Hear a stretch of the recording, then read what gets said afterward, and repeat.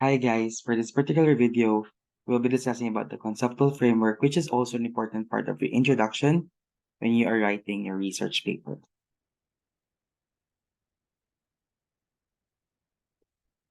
So to start with, talk about schematic diagram. This one illustrates the relationship between and among the key concepts or components involved in the study.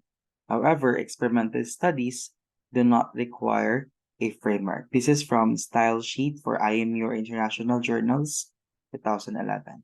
So we talk about conceptual framework. This shows us a relationship between our variables, how they are connected in our study, and that will dictate the flow also of our study. Say, for example, we have these basic components of the conceptual model.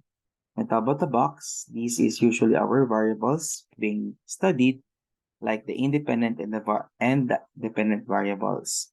We'll also have arrow, which shows causal relationship, the back-to-back arrow, which shows relationship or difference when you have an inferential question, such as finding the significant difference or finding the significant relationship, then we'll need to use your back-to-back arrow. We also have the broken arrow lines showing the results and also the output, which will benefit our beneficiaries or our respondents in this particular case. So to have a clear view on how to make your conceptual model, this will be our guide. For descriptive model, which is standard in our institution, we use a vertical relationship between variables. Say, for example, the first box contains the respondents of the study and the different profile or demographic profile that we've established to support the study. In this case, these are the third year BSMP students with section as the demographic profile.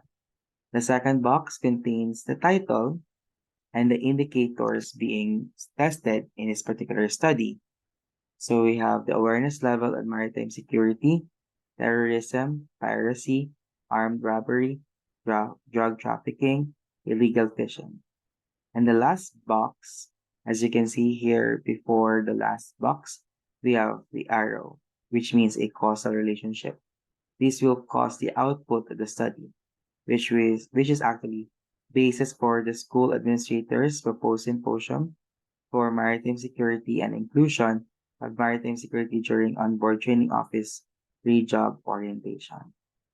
And from the output, you can see here the broken arrow lines, which means this output will potentially help or affect also our respondents, which are the third year BSMP students. And never forget the figure 1 conceptual model. When you are making your conceptual model for the manuscript, you need to take note that it is a must to make it a JPG or an image file so that it will not be easily moved when there are instances where you need to delete some parts of your paper. So it's better to have a picture or a JPEG format for your model. The next model would be the comparative model. In this case, this will be our structure. We have here the respondents still of our study, teaching and non-teaching personnel of VMA Global College. But you can see here that it is connected to two boxes. The first box would be the profile of the respondents, such as in this case, teaching or non-teaching, age, sex, marital status, employment status. We also have the third box, or in the second box in this line, which is the level of satisfaction, compensation and benefits, work environment, job description.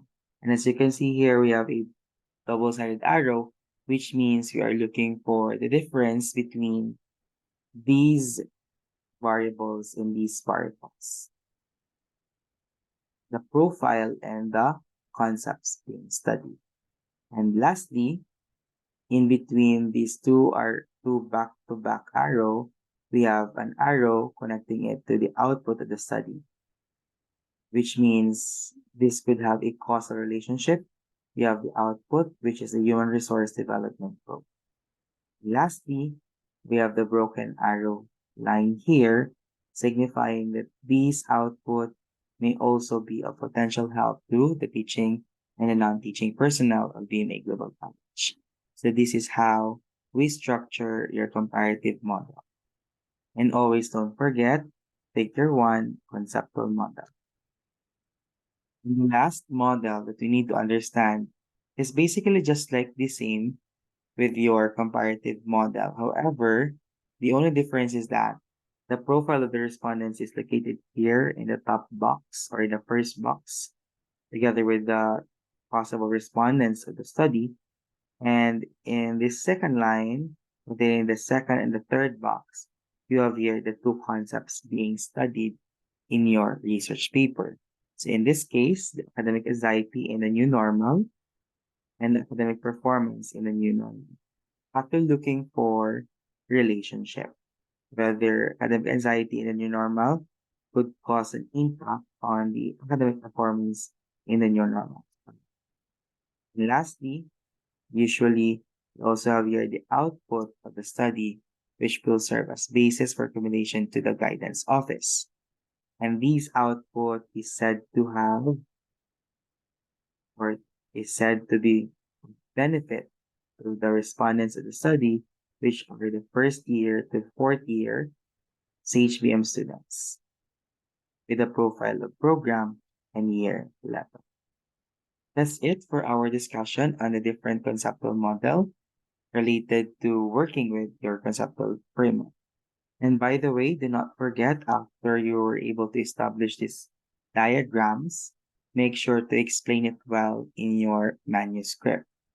So conceptual model or conceptual framework, the explanation of this particular model, and you need to put this particular conceptual model in one page.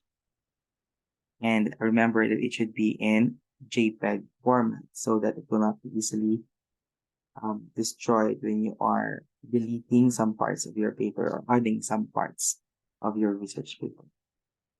I hope you learned something. Thank you so much. And don't forget to like, share, and subscribe. Have a great day. Bye.